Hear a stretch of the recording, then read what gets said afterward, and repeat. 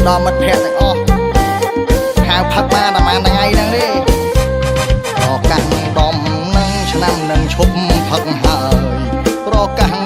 ដំនឹងឆ្នាំនឹងឈប់ផឹកហើយមិត្តភក្តិទាំងឡាយអើយឈប់ហៅខ្ញុំផឹកទៀតណាមិត្តអើយឈប់ហៅខ្ញុំផឹកទៀត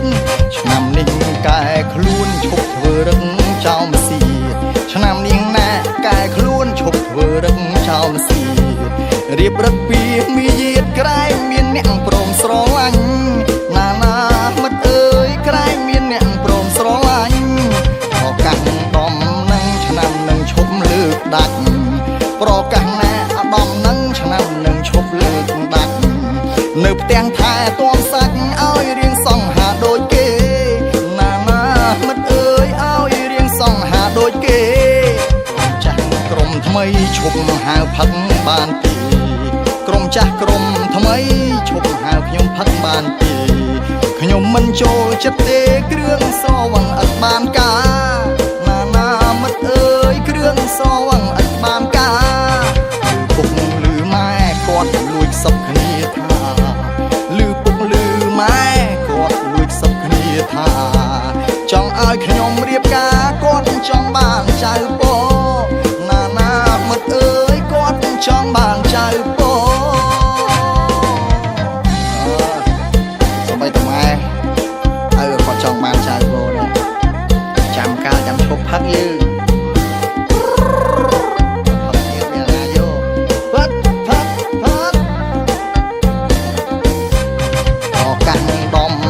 ឆ្នាំនឹងឈប់ផឹកហើយប្រកាសដំនឹងឆ្នាំនឹងឈប់ផឹកហើយមិត្តភក្តិទាំងឡាយអើយឈប់ហៅខ្ញុំផឹកទៀតណាមិត្តអើយឈប់ហៅខ្ញុំផឹកទៀតឆ្នាំនេះកែខ្លួនឈប់ធ្វើរឹងចោលម្សៀត